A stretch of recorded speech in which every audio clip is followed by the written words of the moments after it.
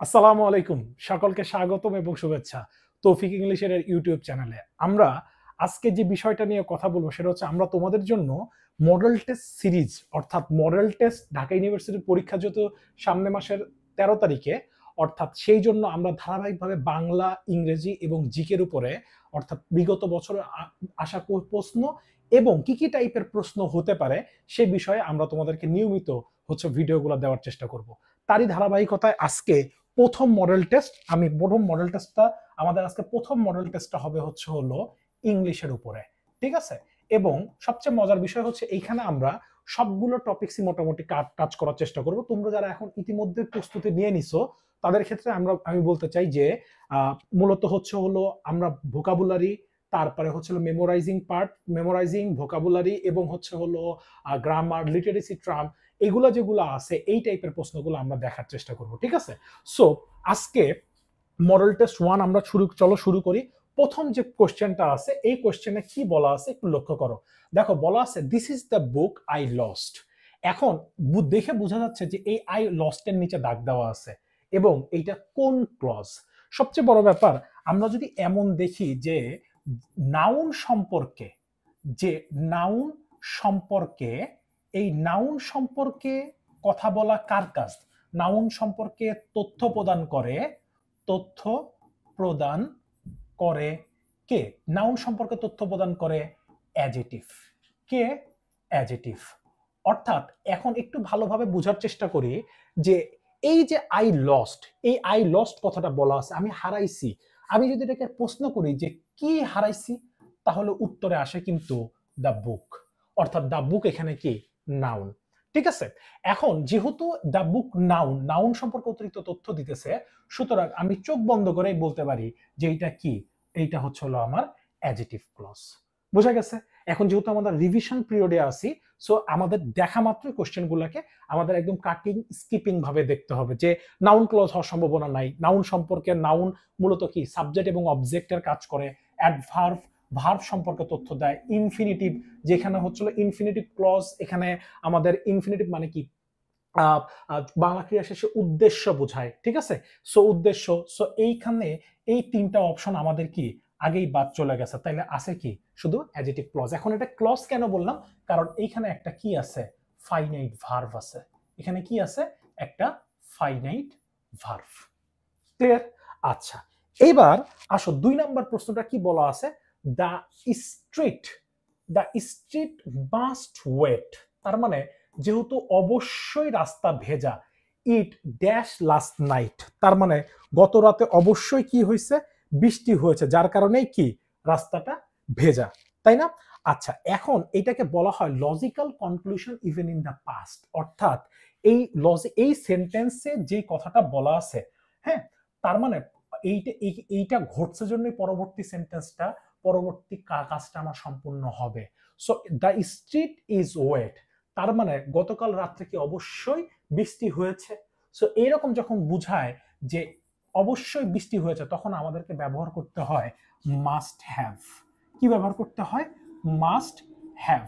আর মাথায় রাখতে হবে মাস্ট হ্যাভ এর পরে আমরা যখন হ্যাভ দেখতে পাচ্ছি, হ্যাভের পরে যদি এক্সট্রা ভার্ব থাকে, এই যে ভার্বটা থাকবে এই ভার্বটাকে আমাদের অবশ্যই V3 অর্থাৎ কোন ফর্মে ব্যবহার করতে হবে?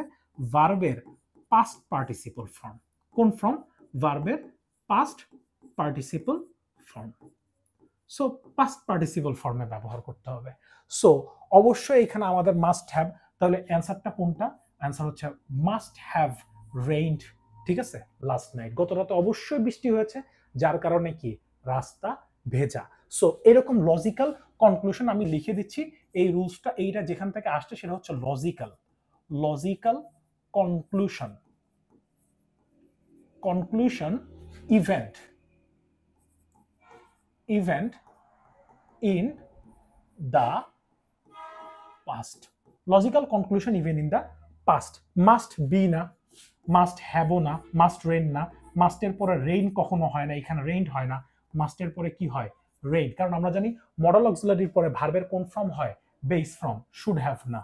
সো কারেক্ট আনসারটা হচ্ছে must have rained। Clear? 3 number কোশ্চেনটা দেখি। ডু ইউ নো, তুমি কি জানো ড্যাশ সুইম? ঠিক আছে, যখন তুমি কি জানো কি করতে, যখন আমি কোনো কাজ কিভাবে করতে হয়, দেখো যে কোনো কাজ কিভাবে করতে হয়, কিভাবে কোনো কাজ কিভাবে করতে হয়, কোনো কাজ কিভাবে করতে হয়, সেই ক্ষেত্রে আমাদেরকে কি ব্যবহার করতে হয় মাথায় রাখতে হবে। সেই ক্ষেত্রে আমাদেরকে হাউ টু ব্যবহার করতে হয়। কি ব্যবহার করতে হয়? How to. সো এখন একটা জিনিস, ডু ইউ নো, আমরা এইখানে বলবো কি যে হাউ, শুধু টু অ্যান্সার না আমাদের। So how can, how you can না। সো এই যে how to swim, how about বলে কিছু নাই।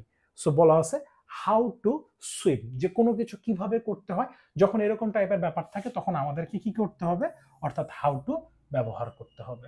সো মাথায় রেখো, এরকম যদি do you know how to write, কি বলতে, এরকম আরো একটা যদি দেখি যে ডু ইউ নো, তুমি কি জানো how to right, how to right, কিভাবে লিখতে হয়।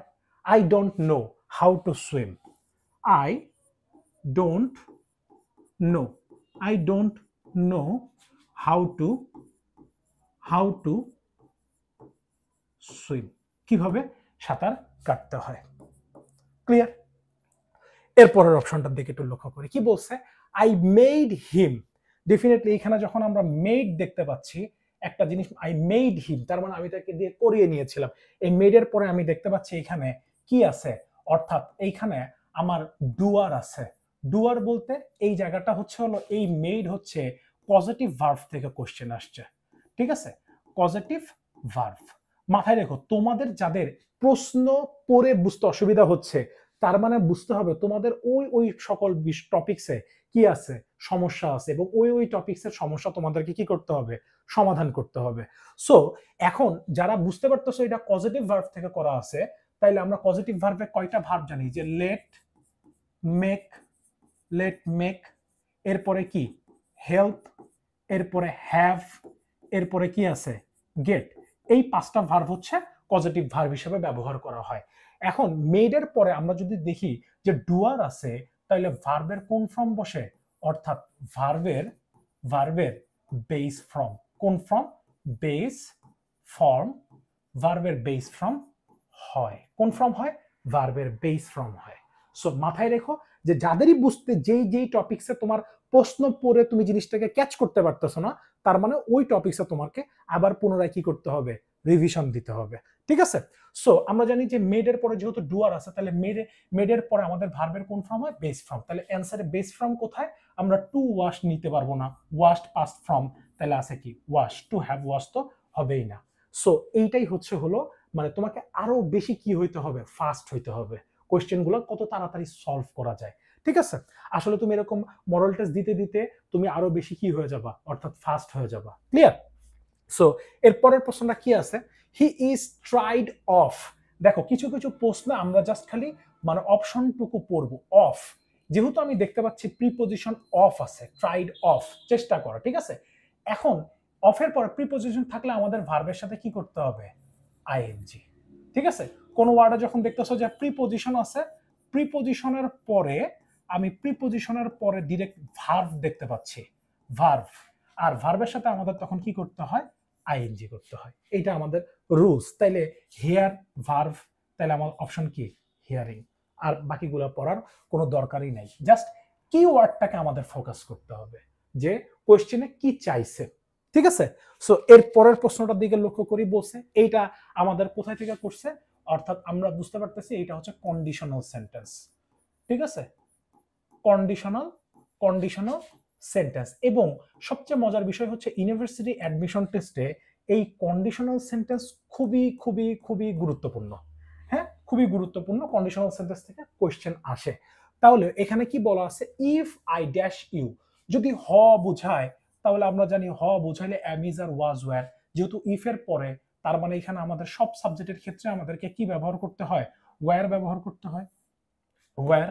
এখন if I were a king, আমি যদি কি হতাম, রাজা হতাম, ড্যাশ এরপরে ওয়্যার এর পরে আমাদেরকে কি করতে হবে, অর্থাৎ এইখানে ভার্বের, অর্থাৎ would, would, could, would could, might, would could might বসায় আমাদের ভার্বের কোন ফর্ম, V0, ভার্বের বেস ফর্ম ব্যবহার করতে হবে। সো এটা কোথায় আছে দেখি, যেখানে ওয়্যার আছে কিন্তু টু গিভ আছে না, এরপরে ওয়াজ আছে, এটা তো আগেই বাদ, এরপরে ওয়্যার আছে, উইল আছে, কিন্তু উইল তো আমরা ব্যবহার করতে পারবো না, কারণ যেহেতু এটা ওয়্যার আছে, যেহেতু পূর্ববর্তী ক্লজটা ওয়্যারে, তার মানে আমাদের উইলের পাস্ট ফর্ম কি উড, ক্যানের পাস্ট ফর্ম কি কুড, মেয়ের পাস্ট ফর্ম কি মাইড, তাহলে অ্যান্সার কোনটা? অ্যান্সার হচ্ছে ডি নাম্বারটা। Very simple. সো এগুলো হচ্ছে রিভিশনের সময়, এই জায়গাগুলোতেও যদি তোমাদের প্রবলেম থাকে আমি বলবো যে তাহলে অবশ্যই এই টপিকগুলা সলিউশন করতে, মানে আরেকবার রিভিশন দাও।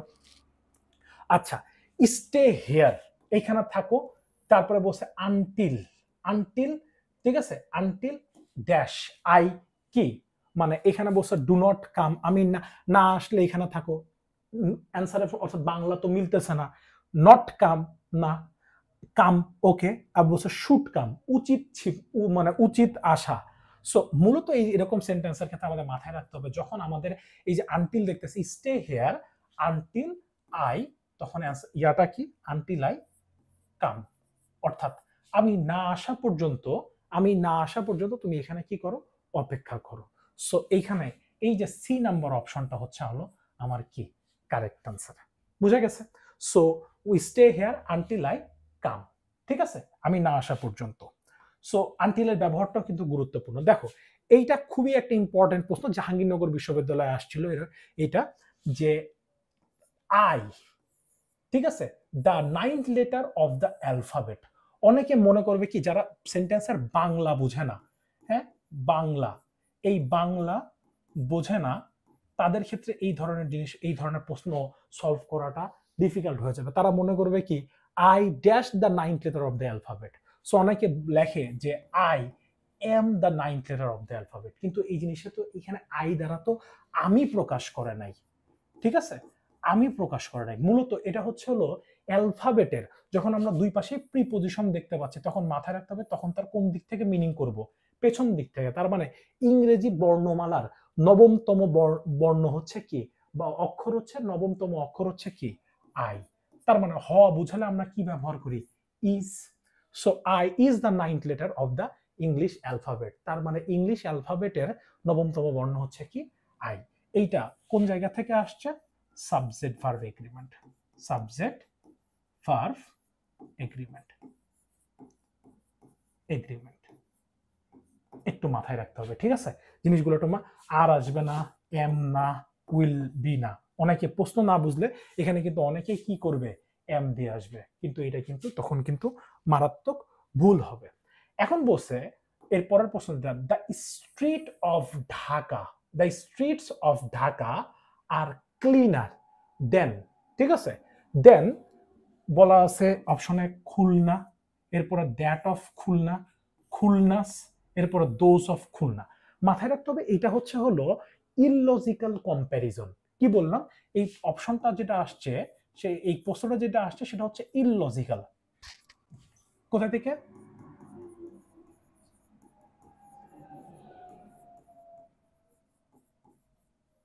Illogical comparison. মূলত কার সাথে কার কম্পেয়ার করতেছে আমরা, এখানে বুঝতে হবে দ্য স্ট্রিট অফ ঢাকা, অর্থাৎ ঢাকার যে রাস্তাগুলো, ঢাকার রাস্তাগুলো খুলনার রাস্তার চেয়ে বেশি কি, মানে ক্লিনার, পরিষ্কার। তাইলে এখন আমি যখন শুধু খুলনা দিব তখন বাক্যটা ভুল হবে, ঠিক আছে। আমি যদি KHULN খুলনা দিই, তার মানে খুলনার সাথে ঢাকার রাস্তার তুলনা করা হলো, কিন্তু আমাদের তো কম্প্যারিজনটা ঠিক হয় নাই। এরপরে আছে দ্যাট অফ, এরকম ক্ষেত্রে আমাদের মাথায় রাখতে হবে এরকম প্রশ্নের অ্যান্সার হচ্ছে দুইটা হয়, দেন দ্যাট অফ, দ্যাট অফ, অথবা দেন দোজ অফ, দোজ অফ। এখন দ্যাট ব্যবহার করা হয় কিসের ক্ষেত্রে, আমাদের মাথায় রাখতে হবে দেন ব্যবহার করা হয় সিঙ্গুলারের ক্ষেত্রে, আর দোজ ব্যবহার করা হয় কিসের ক্ষেত্রে, দোজ ব্যবহার করা হয় প্লুরালের ক্ষেত্রে। সো যেহেতু দ্য স্ট্রিটস এর কথা বলছে, তার মানে এখানে আমাদের চোখ বন্ধ করে এখানে অ্যান্সারটা কি, অ্যান্সারটা মাথায় রাখতে হবে those of, then those of Khulna, ঠিক আছে, খুলনা। এই জিনিসটা আমাদের মাথায় রাখতে হবে। এই ইললজিক্যাল কম্প্যারিজনটা যারা বুঝো নাই, তারা যারা এখন পর্যন্ত যাদের হচ্ছে হলো কনসেপ্ট ক্লিয়ার না, আমি বলবো যে তারা একটু আমাদের চ্যানেলেই আছে, এখান থেকে তুমি হচ্ছে হলো ক্লাসটা করে নিতে পারো অথবা দেখে নিতে পারো, ঠিক আছে? আচ্ছা, এর পরের কোশ্চেনে কি বলা আছে, ডে ড্যাশ ওয়ার্ক বাই, এই যে বাই অগস্ট, ঠিক আছে, 10 1996, মাথায় রাখতে হবে যে তুমি যখন কোনো বাই দ্বারা, যখন বাই দিয়ে যখন কোনো টাইম প্রকাশ করতেছে, তখন সেই ক্ষেত্রে যে টেন্সটা হয়, এই টেন্সটা আমাদের করতে হয় ফিউচার পারফেক্ট টেন্সে। কোন tense? Future perfect tense. Future perfect tense, future perfect টেন্সে করতে হয়। সো ফিউচার পারফেক্ট টেন্সের স্ট্রাকচারটা কি? আমরা যদি জানি যে subject plus will have plus V3 plus হচ্ছে কি এক্সটেনশন। হ্যাঁ, পরীক্ষার হলে আমাদেরকে কিন্তু খুব মানে চতুর হইতে হবে এবং খুব দ্রুত কোশ্চেনগুলো সলভ করতে হবে। সো আমি জানি যে এখানে উইল ফিনিশ না, উইল বি, এটা হচ্ছে হলো প্যাসিভে আছে, will have, yes will have, এইটা অ্যান্সার, ডিড তো পাস্ট ফর্মে চলে গেছে, তাহলে অ্যান্সারটা কি? অ্যান্সার হচ্ছে সি। ক্লিয়ার?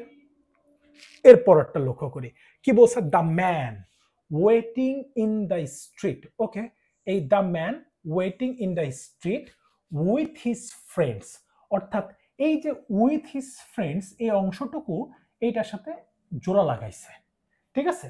মূলত এইখানে মূল যে সাবজেক্টটা, রিয়েল যে সাবজেক্টটা, এই রিয়েল সাবজেক্টটা হচ্ছে দ্য ম্যান। এইটাকে বলা হয় রিয়েল সাবজেক্ট। অর্থাৎ অনেকেই প্রশ্ন পড়ে বুঝবে কি যে the man waiting in the street with his friends, তার মানে এখানে কি নাউনও হচ্ছে হলো, অর্থাৎ এখানে নাউনটা কি প্লুরাল, তার মানে আমার ভার্বটাও কি হবে, ভার্বটাও প্লুরাল হবে, ভার্বটা কি হবে প্লুরাল। কিন্তু না, এই জায়গায় একটা শুভঙ্করের ফাঁকি দেওয়া আছে, এই এতটুকু অংশ আমার বাড়তি অংশ। মূলত আসল সেন্টেন্সটা হচ্ছে the man dash my uncle. এখন হ বুঝালে আমরা কি জানি, হ বুঝালে আমাদের কি ব্যবহার করতে হয়, এম, ইজ অথবা আর, এর সাথে কি ওয়াজ অথবা ওয়্যার। এখন যেহেতু the man third person singular number আর আমার আঙ্কেল এটা প্রেজেন্ট ইনডিফিনিট টেন্স, তাহলে আমরা কি ব্যবহার করব, দ্য ম্যান ইজ মাই কি আঙ্কেল। আর এই এতটুকু যে অংশ দেওয়া আছে, এই এতটুকু অংশটা হচ্ছে আমার নাউন সম্পর্কে অতিরিক্ত তথ্য দেওয়া আছে, অ্যাডজেক্টিভ ফ্রেজ। এই অংশটুকু কি আমার অ্যাডজেক্টিভ ফ্রেজ। একটু যদি লক্ষ্য করো তাহলে এই অপশনটাকে আমি একটু এইভাবে দেখাইতে পারি, যেটা হচ্ছে হলো এখানে মূলত কিভাবে মূলত সেন্টেন্সটাকে রিডিউস করা আছে, মূলত এখানে ক্লজ থেকে ফ্রেজে কনভার্ট করা আছে। যেমন আমি বলতেছি যে the man who is waiting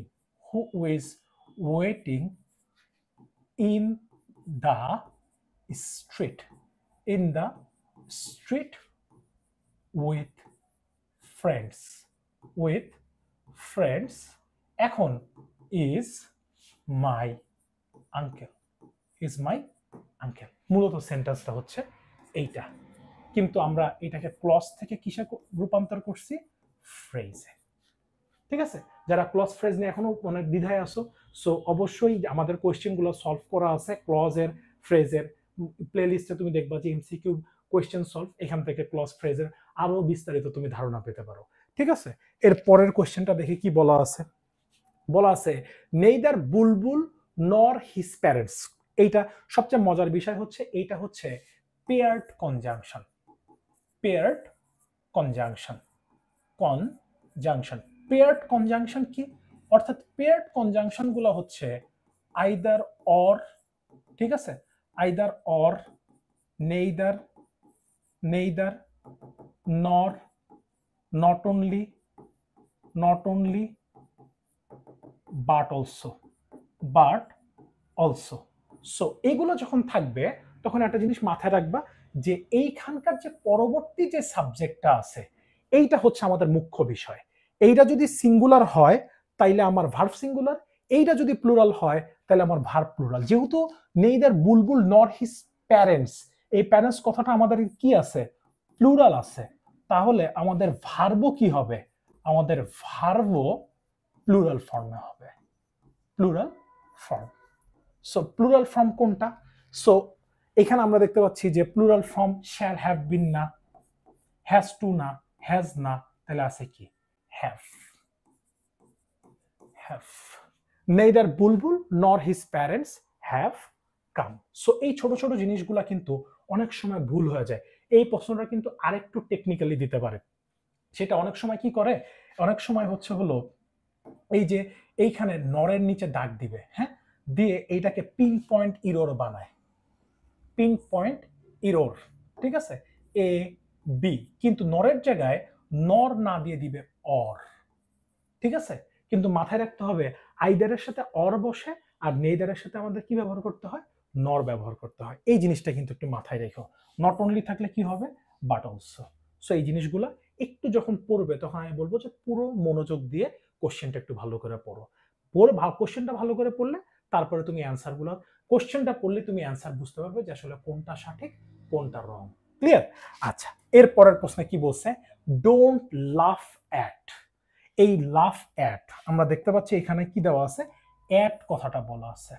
so at, এরপরে ডোন্ট লাফ অ্যাট, এই জিনিসটা হচ্ছে একটা ফ্রেজ। আমি যদি বলি লাফ অ্যাট মানে হচ্ছে হলো, এই লাফ অ্যাট মানে হচ্ছে বিদ্রুপ করা। সো ডোন্ট লাফ অ্যাট আ পোর ম্যান, একজন গরিব মানুষকে না, মূলত সমগ্র মানুষকে। আর এখানে সমগ্র মানুষকে বুঝাইতে গেলে আমার অপশনটা কি? অপশনটা হচ্ছে এই যে এখানে হচ্ছে হলো ডি নাম্বার অপশনটা, যে ডোন্ট লাফ অ্যাট দা পোর। কেন? দা প্লাস, যখন আমরা একটা সূত্র জানি যে দা প্লাস যদি কখনো অ্যাডজেটিভ হয়, দা প্লাস অ্যাডজেটিভ হয়, তখন সেইটা অর্থাৎ প্লুরাল কমন নাউন হয়ে যায়। কি হয়ে যায়? Plural common noun, common noun, ঠিক আছে। এই জন্য এইখানে আমাদেরকে বলছে ডোন্ট লাফ অ্যাট দ্য পোর, অর্থাৎ গরিব মানুষদের দেখলে তুমি কি করো না, মানে বিদ্রুপ আচরণ করো না, ঠিক আছে। সো এইটা হচ্ছে হলো দ্য পোর। অ্যান্সার কি? ডি নাম্বারটা। পরের question. So it is generally believe that, মানে সাধারণত বিশ্বাস করা হয় that an MBA degree is good preparation for a career in dash.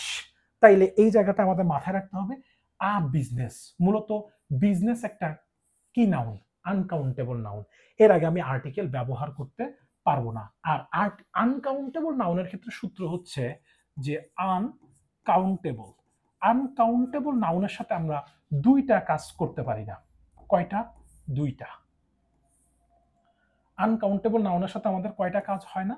দুইটা কাজ হয় না। একটা হচ্ছে আনকাউন্টেবল নাউনের সাথে এস বা ইয়েস যুক্ত করা যায় না, যুক্ত করা যায় না, এক। আর দ্বিতীয় নাম্বারটা হচ্ছে আনকাউন্টেবল নাউনের পূর্বে এ অথবা এন ব্যবহার করা যায় না, ব্যবহার করা করা যায় না, যায় না। তাহলে তুমি দেখো যে আনকাউন্টেবল নাউনের ক্ষেত্রে এইখানে কোথায় এই কাজগুলো করা আছে? সো এই বিজনেসেস, বিজনেস আ বিজনেস, ওয়ান বিজনেস তো হয় না।